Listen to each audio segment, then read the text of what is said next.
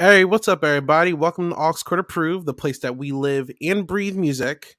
I'm your host, Isaiah, and today we are talking about Beyonce's seventh studio album, Renaissance. It's been a while since we've gotten together to talk about music, but I'm very excited for today's review, not only for the album at hand, but for the absolute queenish guest that we have on for today's discussion.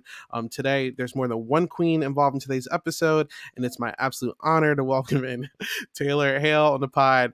Taylor, how are you doing? And thank you for coming. Anytime you want me, I'll show up, Isaiah. It's so good to see you again. I'm doing good. I'm a little bit under the weather. Oh no, I've been Oh traveling all over man, the place and it finally caught up with me. Keep wearing your masks, COVID or not. Those masks work. They really do help out because I could have something worse than what I do right now. But I'm on the upswing and I'll always be on the upswing when it comes to talking about Beyonce. absolutely. Listen, so I remember in watching live feeds for your season, and you were like, "Look, I need some Beyonce. She's dropping the album." Like you're one of the first people I've seen like request an album that releases while you're in the house, Yeah. and it was such an interesting moment just to see you like react to everything. But I just want to break down my guests with music before we actually get to the album at hand, right? So I wanted to see what kind of music do you listen to? What kind of artists do you listen to? Like what is Taylor's music taste? Ooh, okay. So I wouldn't call it eclectic because that means I assume something a little more funky and all over the place and kind of pieced together. My music taste is all over the place, though. I generally say I like anything except for country. So I We're on like the same page. right, like I like things that sound good. If you make a good song, you know what? I'll excuse that. Carrie Underwood's got some bops, okay? Like, Mm, but I will listen to anything from Sade. It could be in the morning. Then by the afternoon, I'm listening to NWA, and in the middle of the day, okay. I'll be listening to some Harry Styles. The things that are always in my rotation, though, are always going to be Prince, Janet Jackson, and then I've bumped a lot of Doja Cat lately. I really, Good. really, really love Doja. Yeah, we talked about Planet Her last year. It was a really fun time. I'm God, I huge mean, that Doja album fan. defined the entire year and an Yeah. era, honestly. The pandemic was like, Doja Cat was the soundtrack of the pandemic. You can't tell me otherwise. Absolutely. I'm like I'm dabbling into a lot of new stuff myself. Like I'm starting to listen to a lot more house.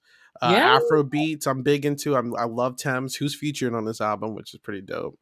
But no, that's really cool. But I also, Taylor, wanted to see specifically since this is a Beyonce focused podcast episode. So what's your history with Beyonce? Like are you a deep member into the Hive? Like what's going on there?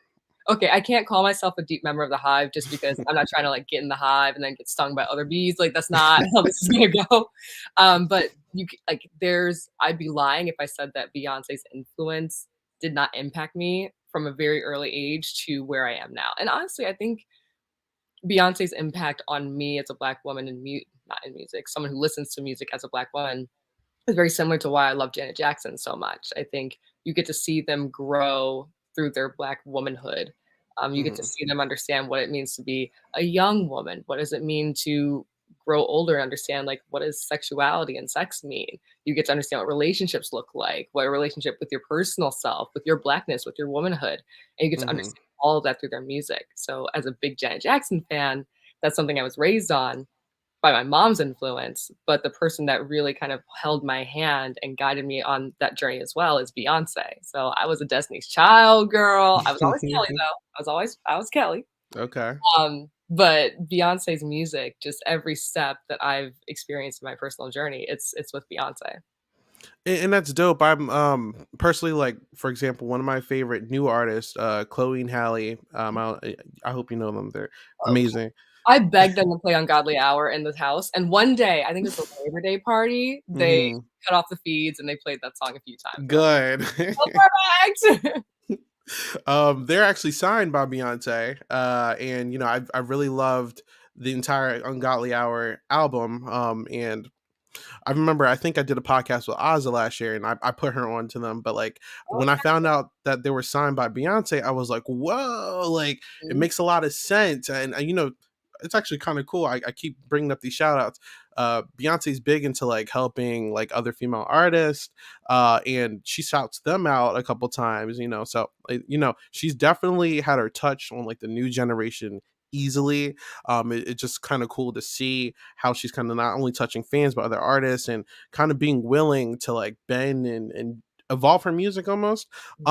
So I'm assuming you listen to Lemonade, right? Of course I listen to Lemonade. Okay, I gotta admit one thing though. Okay. I never saw the visual album. Ooh, see, I mean, look, that's okay. I've only seen the music video where they're outside and like she did it on it's on the iPhone or whatever, but Yeah, I yeah, have yeah. not either. Okay. Okay, Oh, not they're gonna not. come for me, they're gonna come for me. "How you gonna be a black woman in this 2022 and you still haven't seen the visual album for Lemonade?" Imma get to it. I'll get to it. We're gonna get to I was it. too busy listening to the album, sorry. hmm Then Homecoming hit. Um, Ugh. so I also wanted to see. So real quick, so how far you said that you've been listening since like you want to say like what teenage or like childhood, Oh, right? childhood. Look, that Okay. was I was born in '94, probably like hmm 98, 99 is when they were really out on the map with Destiny's Child, so Yeah. I'll say it's been in my ears since I was a child. So how would you say that her like elevation as an artist and like just like a mogul within the music realm has done for you? Because it's like obviously what like she's been in Dreamgirls, like she's a huge actress now. She's been all over fashion. Obviously, her and Jay Z, huge couple in music, even though they've had their bumps in the road. We ain't gonna get into all that, but but They like I don't know yeah, who you're like as a talking about. fan, ooh. As a fan, how do you feel about her? Like just her elevation with other stuff that isn't just music. I think it's really fascinating. I think of people who break outside of their own genres or lanes, if you will. And the two people that I really think of when it comes to being not just an icon in what you do, but becoming a mogul. I think of Tyra Banks when it's modeling. Like Tyra shifted from being high fashion, runway stick thin into commercializing herself and becoming a mogul. Beyonce has gone from just expanding her vocal range, which has been really interesting hearing the change in her register over time. That's always fascinating to me listening to her older albums. But hmm when she transitions into more commercial things and becoming Beyonce the brand as well as Beyonce the human being, that's really inspiring. Now, I know there's a whole other side of like hustle culture that we peddle in Yeah. the community that I don't like to dive too much into because hmm I'm not trying to make our entire community scammers and schemers and people who only see their value in their dollar.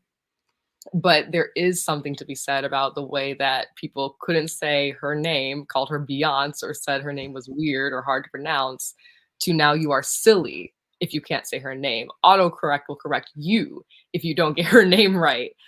There's something about, I mean, and it's like really interesting to me too, because we've seen the transition of Beyonce as someone for the urban market exclusively to Beyonce, hmm someone who is embraced and defended by all women, all people. That SNL skit of, oh my God, Beyonce's black is the funniest thing in the world to me because it's like, Yeah. she has been this whole time, and it's us. We're the ones that uplifted her. Who do you think was wearing House of Darion? hmm And who do you think knows about House of Darion, who's a Beyonce fan today? And who hmm do you think does not know about House of Darion, who's a Beyonce fan today? So the mogul aspect is so important to the identity of Beyonce in that world. But it's also really interesting how she's been able to create that, but also step back and keep her private life private. It's been very, really just so inspiring and interesting to see how she can transcend the levels of celebrity. Yeah, just touch on one of those points. I remember when I was younger, like obviously like in like what I'm gonna say either middle school probably. There was this one kid who was like a classmate who debated with me if Not a Beyonce was black or not. Yeah. And I was like, Beyonce's black. Like I'm dead. not Um not it's crazy though, right? Like it's like oh no, Beyonce's white. Dude, I'm like, she is not. Like it's wild. It's wild, Taylor. It's crazy. You think she put Um some self tanner on and said, "All right, I'm gonna be black today." okay. Yeah, it's wild. I know she Uh, Creole, damn. it don't make no sense. And I think she's actually been unapologetically black, especially with her whole Super Bowl situation and all. Like she doesn't care, you know. So it's like people need to shut that down. I don't know why they keep doing that. But so you also brought up another point that I wanted to dive into a little bit. So some of the listeners for the album actually did while you were in the house, so you didn't get to experience this, but did have an issue with one of the lines she said. It was about her talking about how she has like a 9 to 5 job, and they're like, "No, Beyonce's a millionaire. Why is she capping and all this?" I'm like, exactly, but I'm like, she's just trying to make some songs, just like You're like, the relatable. girls. She said, "I don't have a 9 to 5." The Yes, person editing the song has a 9 to 5. The girlies that are gonna be listening to this have a 9 to 5. She did the same exactly. as. But like, do you think people are overreacting there? Like, it's not just her. I've seen plenty of artists kind of like paint something just so people can relate to certain lyrics and stuff, you know? So, like, how did you feel about that? Well, here's the thing. I mean, this is nothing controversial. Beyonce doesn't write all of her own music. Yeah. As a matter of fact, like Beyonce's most of her songwriters are these really dope Black women that are having an opportunity to make an impact in music. There's I remember on Lemonade, I cannot remember what song it is specifically. It's gonna come to me. Okay. But there's like, oh man, don't play. It's don't hurt yourself. If I, okay. I just, oh my god, I think it's like a genius lyric video, but the songwriter who actually wrote that song, she goes, "Who the fuck do you think I is? Like you ain't married to no average bitch boy." That was not Beyonce writing those lyrics down. That was a Black woman releasing her frustrations on the music industry and things that were told her about what she could and could not achieve. So then, of course, that gets rewritten, re-edited into how is it relevant to this artist or how is it relevant to the market? Or songs get shopped around all the time. Like "Slave for You" was supposed to be for Janet Jackson. Mm-hmm. Smart, wise move. Janet was like, "Slave? No, no." And so music gets shopped around by incredible songwriters all the time.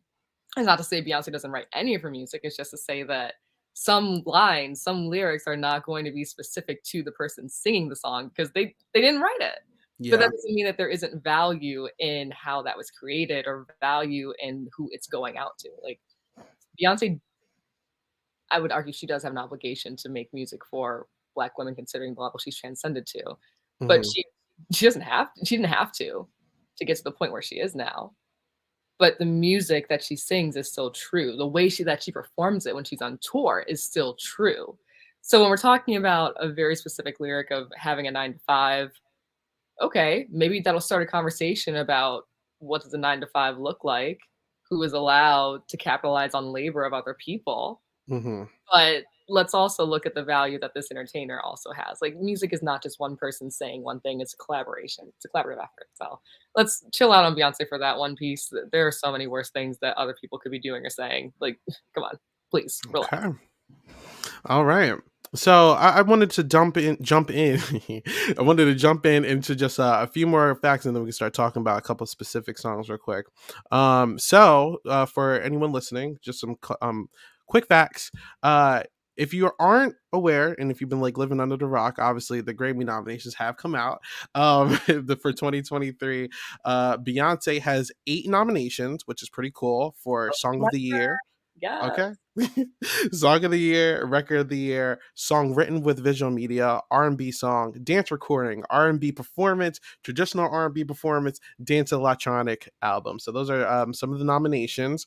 It is cool because if you aren't aware, Beyonce does hold the record for all women for the most Grammys won, with 28, but she is in striking distance of taking the most in general if she gets 31, you know. So I feel like she's going to take a couple of these Grammys. Taylor, it's going to be cool. She better. Because let's be honest, the Grammys have a history of snubbing Black artists. I will never, Absolutely. ever, ever, ever get over the fact that U2's album beat out Mariah Carey's The Emancipation of Mimi for Record of the Year. Album of the Year? Album of the Year. Mm-hmm.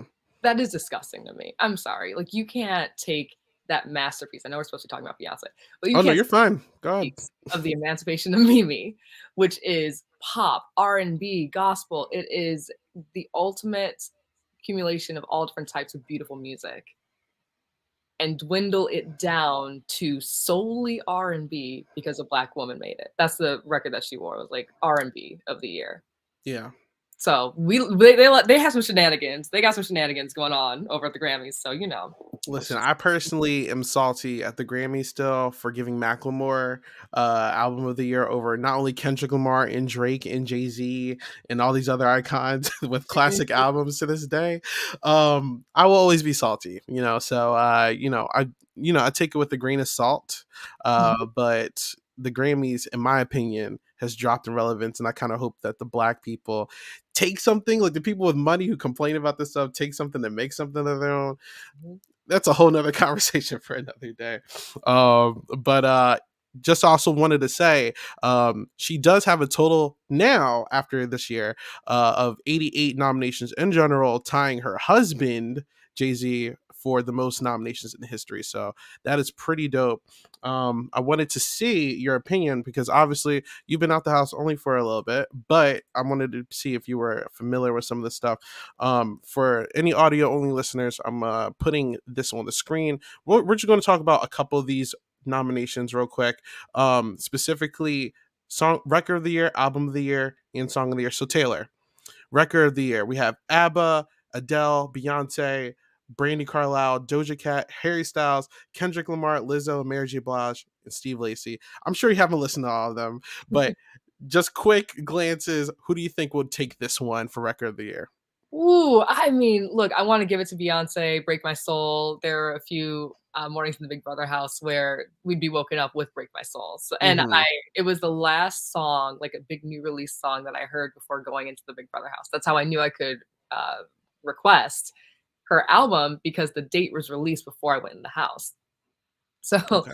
Break My Soul, that is the soundtrack of my summer. Woman, clearly I'm partial to the Black woman here. Woman, like that is, it feels so much longer. It has more longevity comparatively. Like it's been out longer, so it's got more radio wave plays.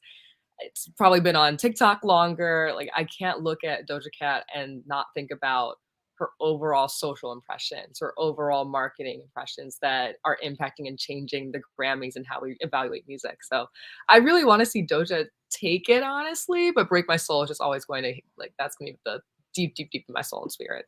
And Lizzo, look, anything Lizzo's up nominated for, I want that Black woman to win. I want her to succeed.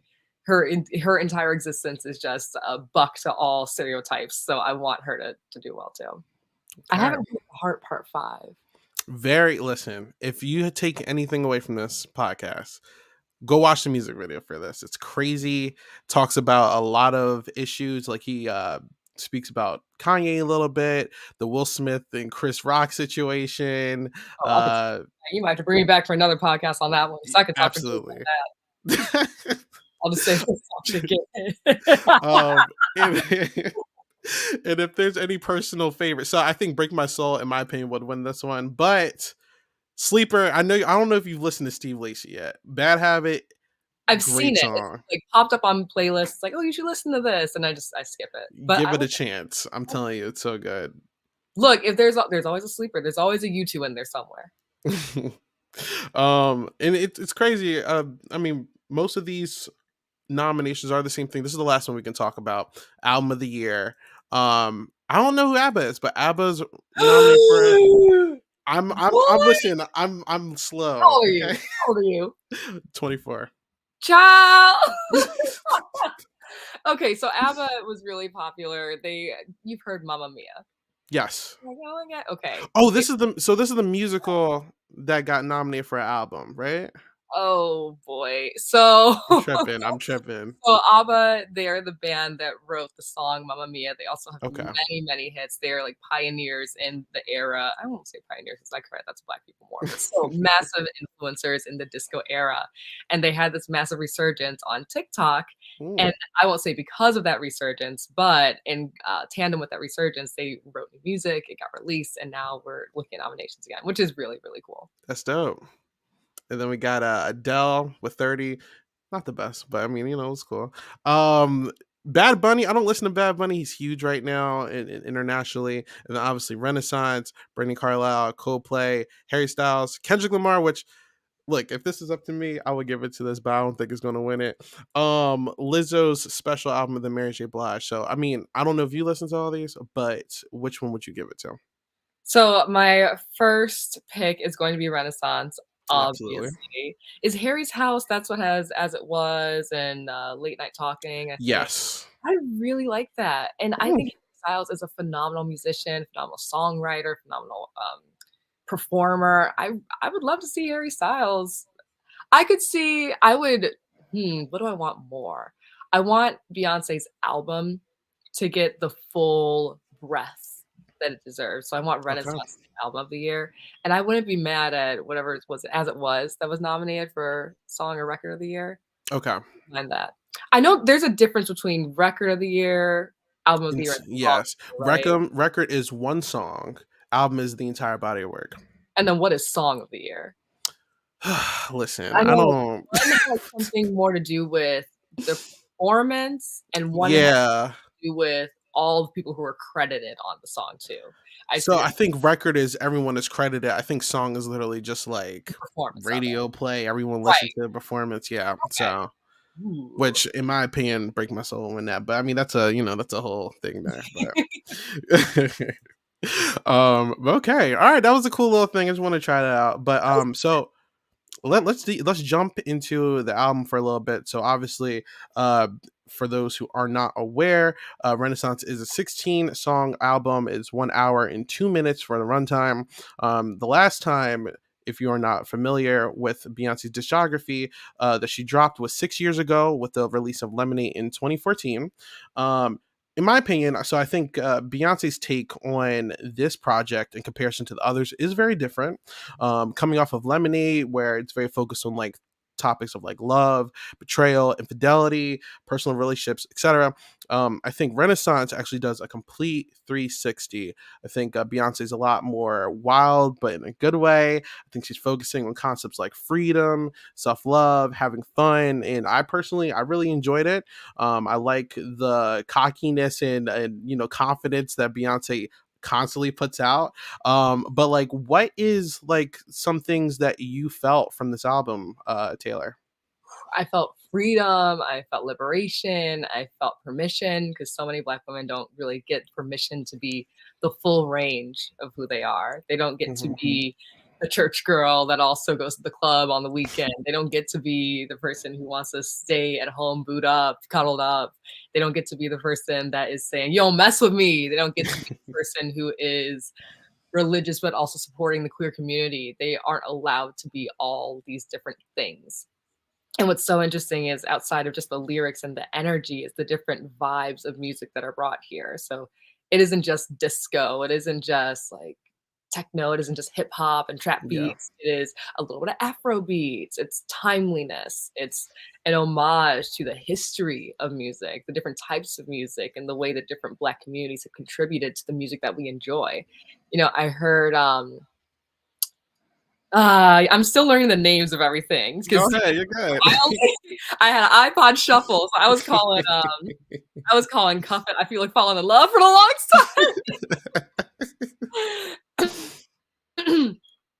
But yeah, the first time I heard Pure Honey, I was like, "This is a gay song, and I love it." And I'm just thinking, like, listen to all the voices that have been impactful in the ball community that have been secluded to that area for so long. We're just now hearing voices like Big Frida come into Yeah. music, now able to hear and recognize her voice. But what about the years that bounce music has impacted Black music? What about the years that ballroom culture has impacted Black music? What about the years that Black women in rap and hip hop have impacted Black music but haven't gotten their due?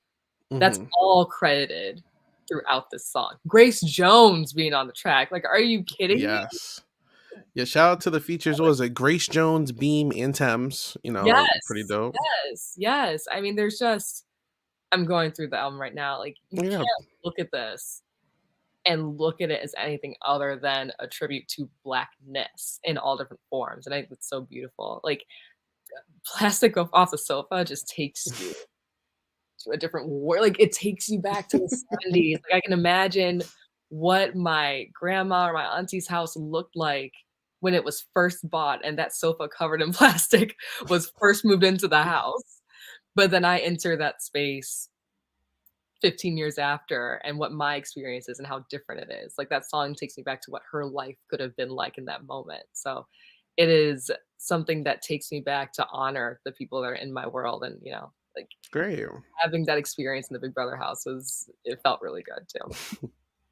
You actually touched on one of the things I wanted to say, where she is so talented with just like touching on so many different like elements of music, like as you said, house, Afro beats, and then you can have a hip hop and a techno and disco, which was wild to me. I did not expect that the disco song, but I just think that the production on this project is just very vibrant and tight.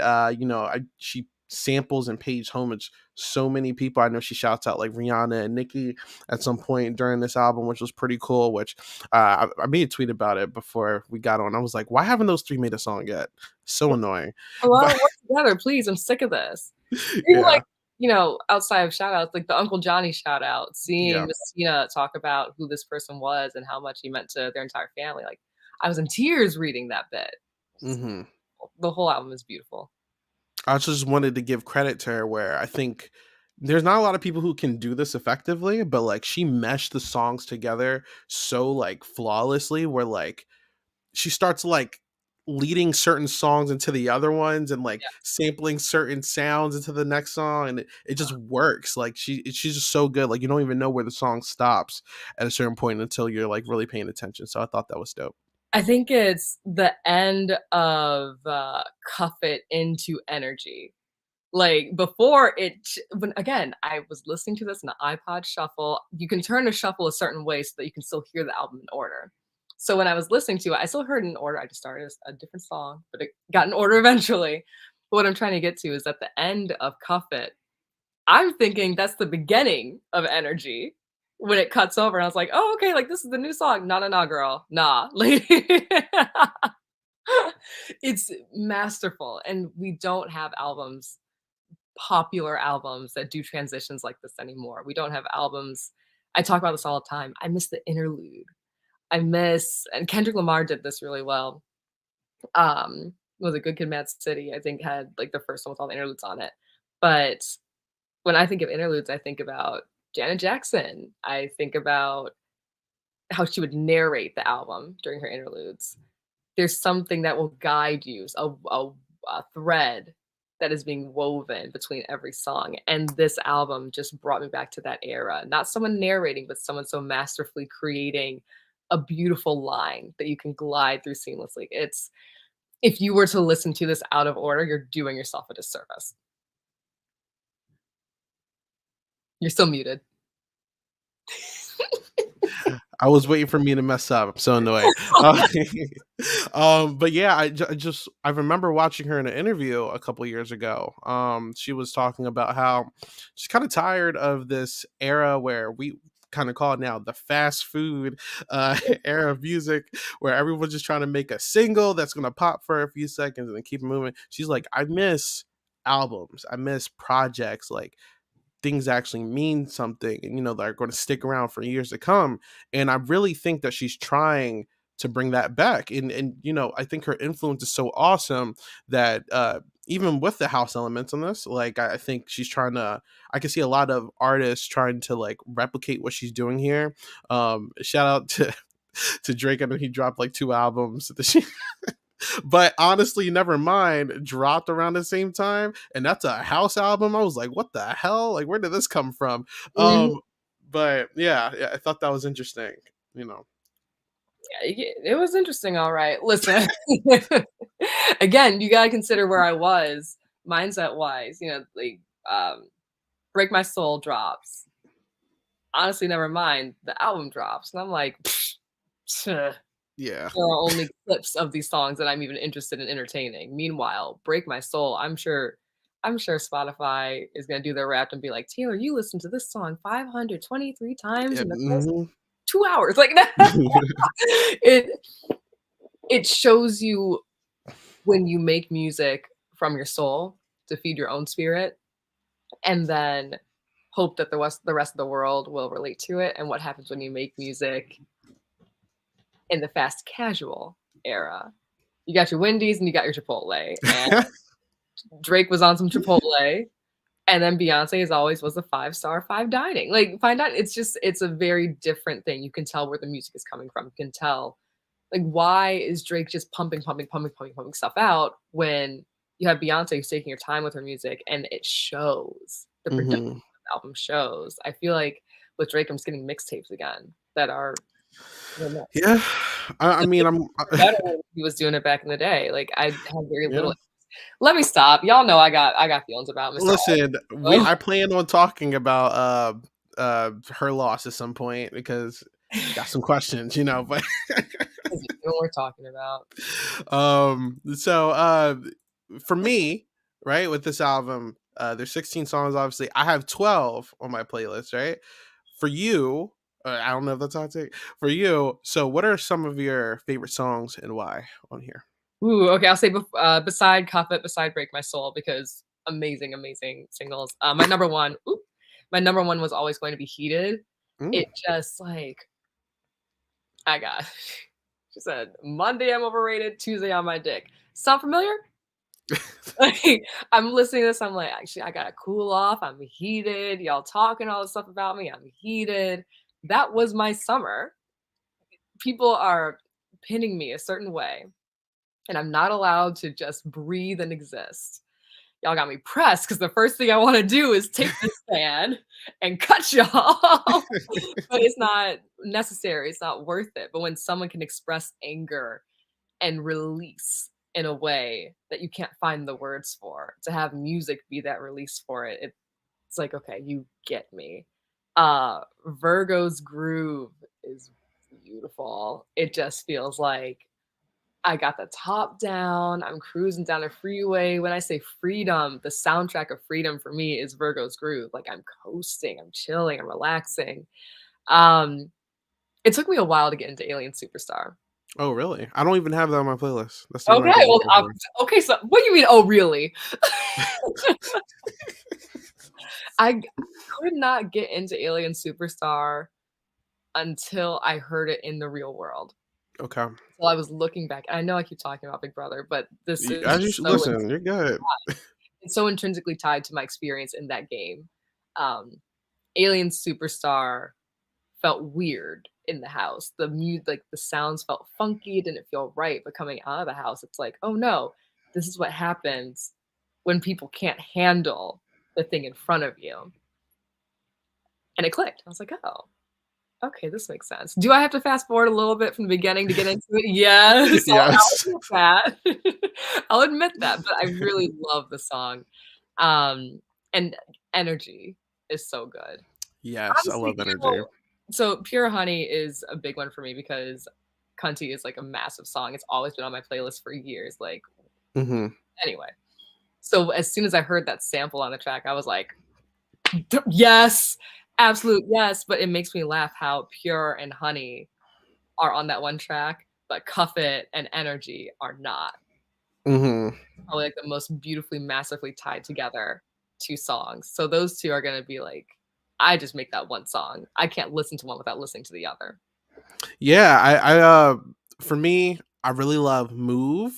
Woo! That like I didn't appreciate it until like the TikTok started coming out and these crazy dance numbers was coming out. I was like, oh, okay, I see the vibe now. Okay.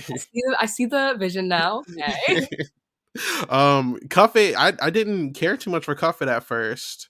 And then when you hear her really get into it, I'm just like, okay, like after a couple of plays, I'm like, yeah, this is a vibe. Like I really mess with it. Yes. Yes. Cause just like it's just such a drastic change. Like it just turns so disco. Like I'm like, you're giving me like these hard hitting songs with these basses and 808s, and then now I'm just like dun dun dun dun, dun, dun, Just so like moved. oh god. Is something here. I know it's here too. I sent it to my mom a little bit ago. There is, I know who it is. The same basis. This is so embarrassing. Oh no, listen, I don't Nile even know. Rodgers. Nile Rodgers. Okay. The bassist from Taylor Hale. If you don't say this right now, I'm gonna take your black card away myself. From Chic, Got it. the band Chic. So he is just like one of the most influential bassists in music, period. Hmm. And I came across him on TikTok. He's having this amazing renaissance on TikTok, funny enough. Okay. And he was working with Beyonce on this album, specifically Cuff It. And he says, like, Beyonce gave me so much freedom on the song. And when I heard that bass line again after knowing this, I was like, no wonder it's a perfect song. No, like, Hmm. you have someone who is the foundation of the bass line in so much funk and disco and R&B. Like, you have someone who created that energy doing it again for the modern era. That's why the song, it hits you in the soul. That's why the song transcends age. That's why it sounds good to us, 'cause it has our person on it, but that's why our parents hear it and they're like, "Oh, I'm back in the day again, baby." It's the person that created their music making music for us again. It's really immaculate. It like, ugh, I have nothing but good things to say about that. I'm gonna send this to you right God. now, actually. Usually, sometimes I'm not doing it right now, but I wear these headphones, so I'm like, huh, I want to like listen while you know. Uh, Yes! that's an insider thing. Nobody knows I do. So as much as the bangers are on here, right? Are there any skips for you? Oof. Are you part of the Beehive? Well, I'm gonna ask Get you in you trouble. for you. Yes. Oh, this is gonna get me killed. Okay. Since leaving the house, I have learned that the one song everybody just was waiting for me to hear was "I'm That Girl." Okay. 'Cause look, you can't s Oh wait, is I it Church heard Girl? no, "I'm That Girl." I'm like, oh okay, okay. Oh yes, yes, On her the album, opening. Okay. yes. I understand why. The first few words she says on this whole track is, "These motherfuckers ain't stopping me." I Stop was it. like, "Oh, I get it now." But when it comes to actually listening to the whole song, I'm sorry, I Really? yeah. Yeah, Really? Okay. yeah, yeah. I'm sorry. Listen, the reviews I've listened to in preparation for this, a lot of people it's 50-50. Some people love it and some people don't really mess with it. So I Mhm. don't listen. I It's personally like it. it's the golden, white, black, and blue dress, so I'm um, that's probably the one, um yeah, so Plastic Off the Sofa and I'm That Girl, I'll probably I think All Up in Your Mind. I'm skipping a lot here. Listen, I have 4 skips. 3 of those you've listed so far. Yeah, okay, okay. What was the 4th one for you? So I have Alien Superstar, Plastic on Okay. the Sofa, All Up in What? Your Mind. America Has a Problem. Ooh, yes, Not a lot of yes. replay value. Not I agree, I agree. America Has a Problem is fun to start out to. Hmm. Am I listening to it all the way through? I'm listening to the part that's on TikTok. That's supposed to be so. I'll fast forward to the part that's on TikTok, and I'm like, "Ooh, goes hard."